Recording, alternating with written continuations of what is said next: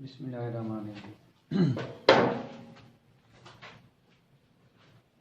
बेटा, last time Tariq साहब ने आपको carbohydrates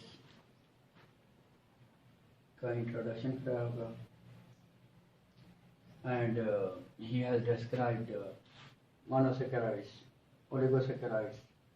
Now I am going to explain polysaccharides. Poly, many, saccharides, sugars, many sugars. These are the polysaccharides are the types of carbohydrates which are made up of many sugars, many monosaccharides या many monomers, many monosaccharides या many monomers. So polysaccharides are the types of carbohydrates which are made up of many monosaccharides, many sugars, many monomers. Every two monomers, they are attached with each other by means of glycosidic bond. You have already studied कि हर दो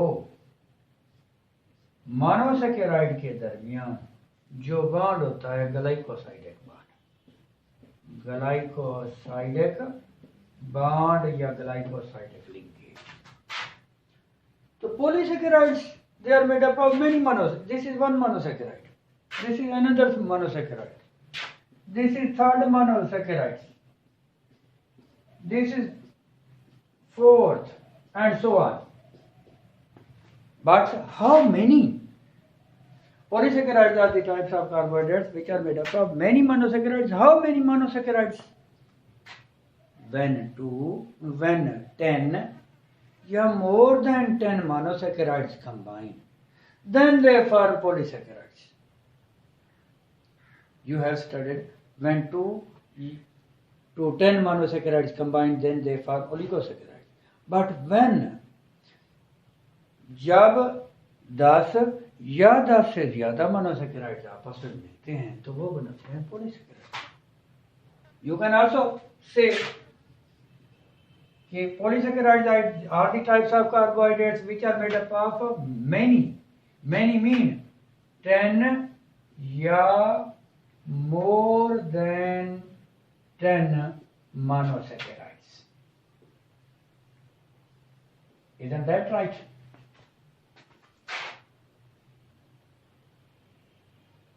Now, what are the properties of polysaccharides? Polysaccharides are insoluble in water,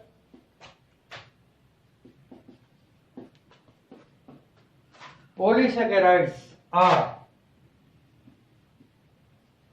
sweetless and tasteless. मीठे नहीं होते, जायका भी नहीं होता. Tasteless बगैर जायके, स्वीटलेस बगैर मीठे के, मीठे नहीं होते. And because they are made up of 10 या more than 10 monosaccharides, so on hydrolysis they release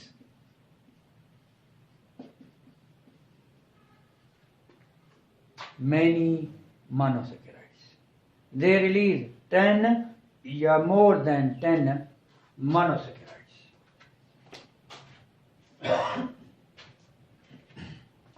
On hydrolysis, पता है आप हाइड्रोलिसिस क्या है? हाइड्रोलिसिस मीन कि breakdown of macromolecules into micromolecules in the presence of water. तो हाइड्रोलिसिस जब इनकी होती है, then they release many monosaccharides. पानी की मौजूदगी में जब इनकी ब्रेकडाउन होती है तो इनसे बहुत से मोनोसैकेराइड रिलीज होते हैं। बहुत से का मतलब कितने रिलीज होते हैं? 10 या 10 से ज्यादा मोनोसैकेराइड रिलीज होते हैं। इनके examples, for example starch, glycogen, cellulose, dextrin, agar, pectin and chitin. All these are examples of polysaccharides. First of all, starch.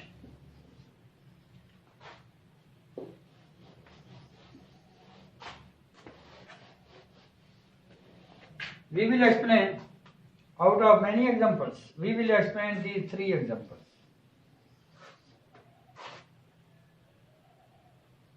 Starch, glycogen and cellulose. Starch.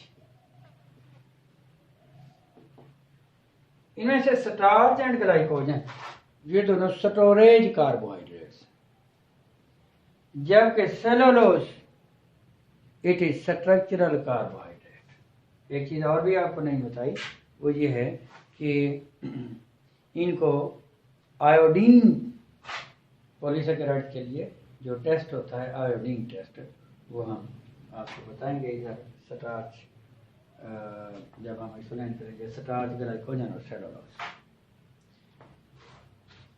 And polysaccharides are the most abundant carbohydrates in nature.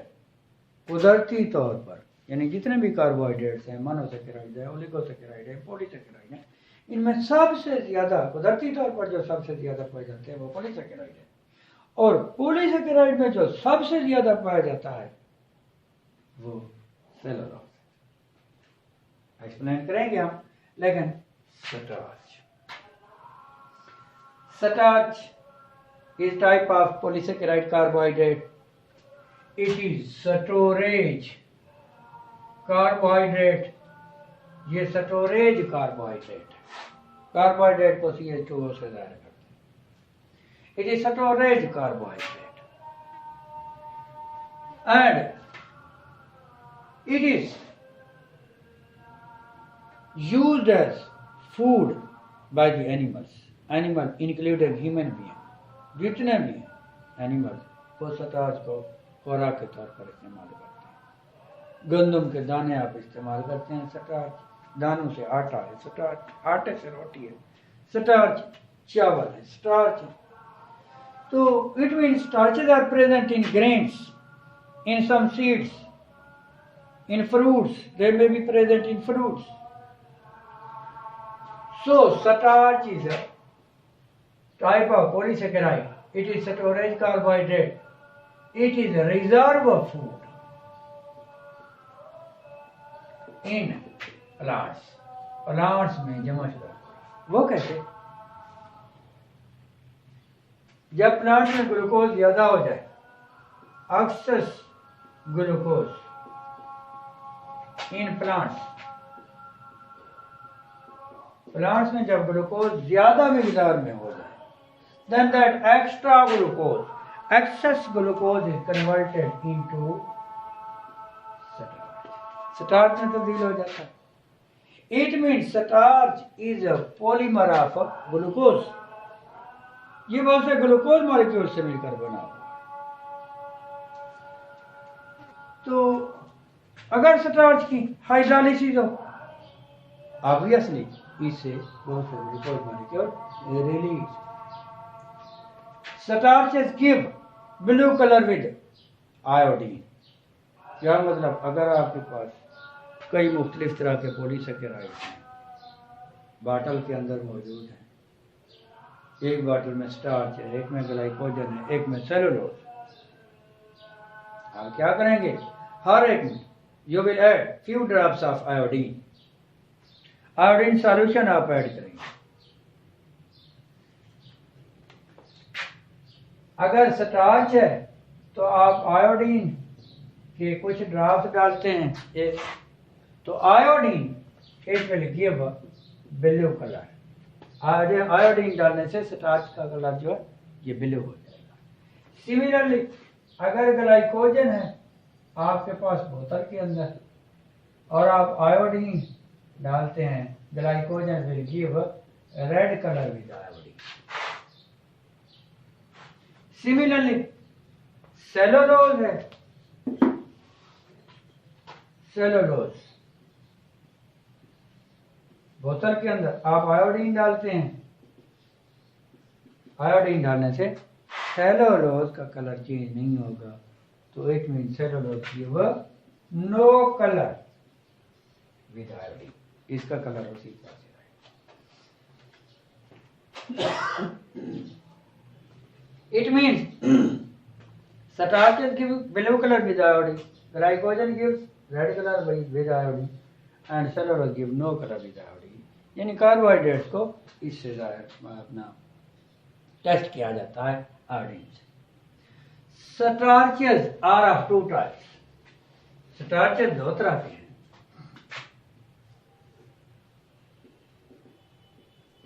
Amylose starch, amylopectin starch. Amylose starch ये भी बहुत से glucose molecule से, amylopectin ये भी बहुत से glucose molecule से मिलकर बना हुआ।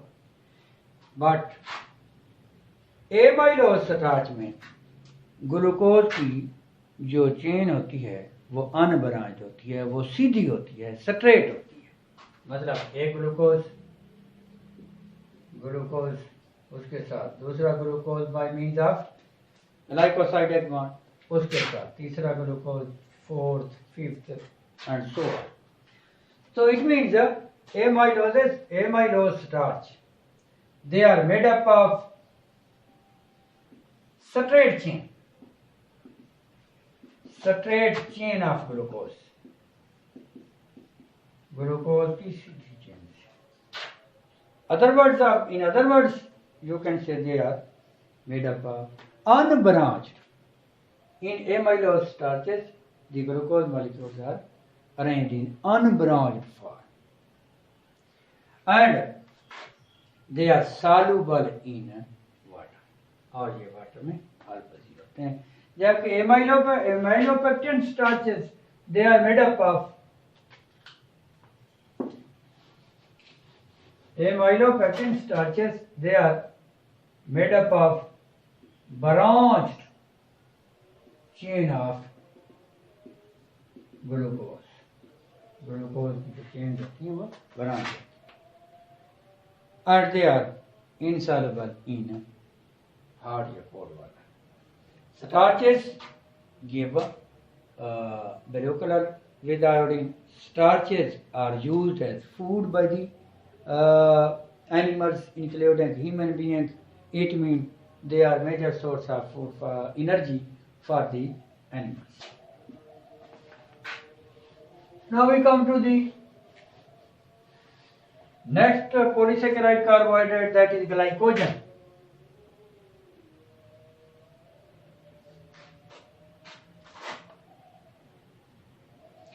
ग्लाइकोजन जैसे आपको पता है, जब प्लांट्स में ग्लूकोज ज्यादा हो जाए तो वह स्टार्च में कन्वर्ट होता है। Similarly excess glucose in animals, अगर एनिमल्स में इंक्लूडिंग ह्यूमन बीइंग, अगर एनिमल्स में ग्लूकोज ज्यादा हो जाए then it is converted into glycogen में तब्दील हो जाए।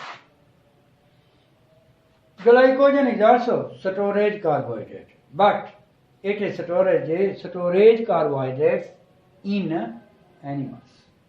Starch was storage carbohydrate in plants. Glycogen is storage carbohydrate in animals. When in animals there is excess glucose, then that extra glucose, या excess glucose या surplus glucose, it is converted into glycogen. तो glycogen human being में भी ऐसा ही होता है, क्योंकि human भी एनिमल के साथ। देन ग्लाइकोजन इज स्टोर्ड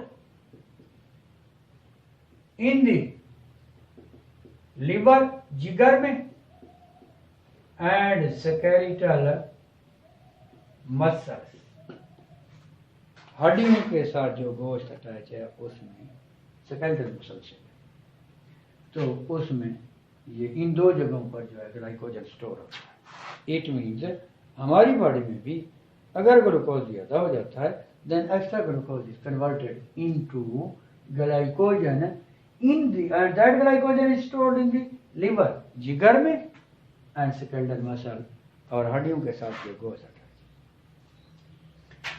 तो ग्लाइकोजन को एनिमल स्टार्च का नाम भी देते हैं। स्टोरेज कार्बोहाइड्रेट है एनिमल्स में। Glycogen give red colour with iodine, I have told you. हाँ, कैसे ये तब्दील हो जाता है? अगर ग्लूकोज एनिमल में ज्यादा हो जाए तो वो ग्लाइकोजन में कैसे तब्दील हो जाता है? Bye means of insulin hormone.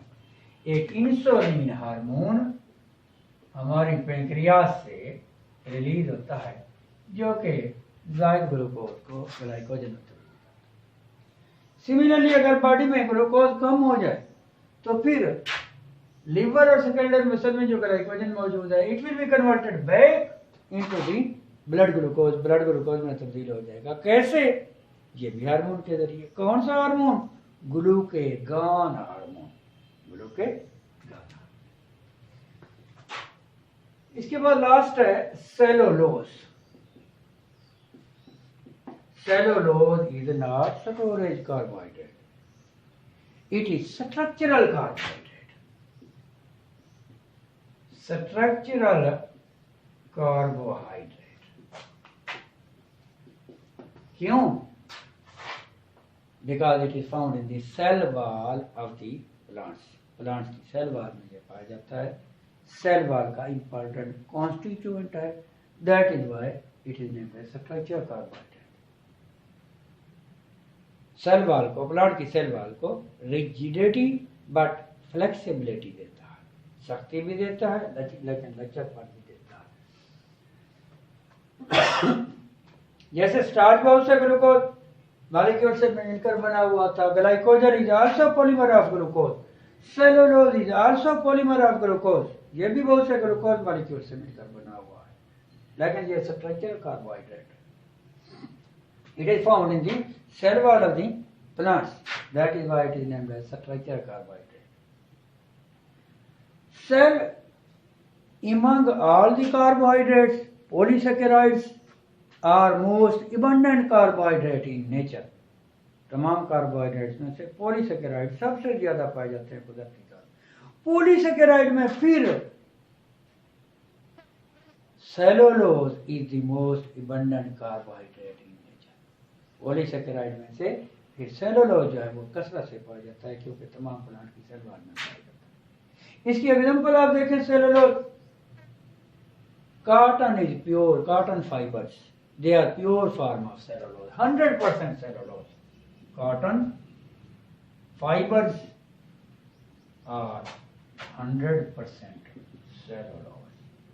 It means अगर आपने cellulose देखना है तो cotton cellulose है। Cellulose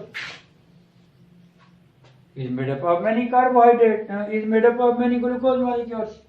Cellulose, I have told you, cellulose give no color with iodine. Iodine से कलर, आयोडीन डालने से इनके कलर में कोई तब्दीली नहीं आती। Animals, they feed on the plants, while the human being, it feed on very type of food. Plants घास खाते हैं, एनिमल जो हैं वो घास खाते हैं, जबकि ह्यूमन बीइंग और मुख्तलिफ तरह की खुराक खाता है, घास नहीं खाता। वजह क्योंकि इन एनिमल्स गट, बल्कि इन सिंपल वे आपको ये बताऊं कि आदमी की गट में डाइजेस्टिव सिस्टम में सेलुलोज डाइजेस्ट नहीं होता, जबकि एनिमल की गट यानी डाइजेस्टिव सिस्टम में सेलुलोज डाइजेस्ट हो जाता है। वजह क्या है? वजह उसकी सिंपल सी है कि इन एनिमल की गट में there are present microbes mean micro organism, जैसे प्रोटोजोन्स हैं, बैक्टीरिया हैं, यीस्ट हैं, प्रोटोजोन्स, बैक्टीरिया एंड यीस्ट है, फंगस है, यूनिसेलुलर फंगस। ये माइक्रोब्स क्या करते हैं, एक एंजाइम बनाते हैं, उस एंजाइम का नाम है cellulase enzyme.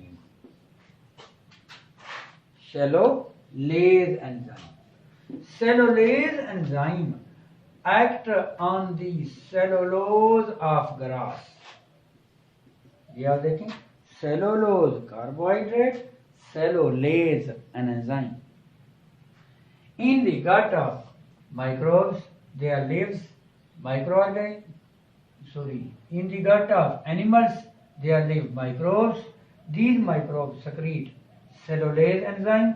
Cellulase enzyme act on the cellulose of grass and cellulose is converted into glucose। जब सेलुलोज जो है ग्लूकोज में तब्दील हो जाता है, हम कहते हैं we say that digestion has taken place, कि डाइजेशन का अमल हो चुका है। जबकि ह्यूमन की गट में ऐसा नहीं होता, सेलुलेज एंजाइम सक्रिएट नहीं होता।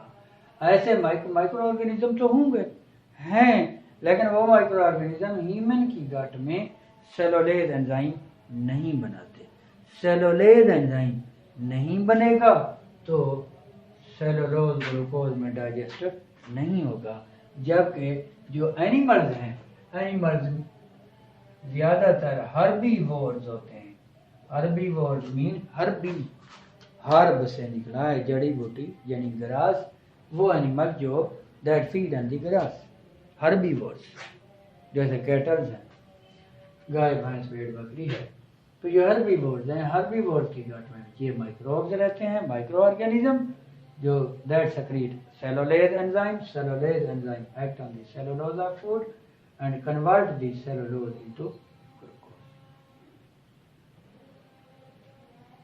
Thank you.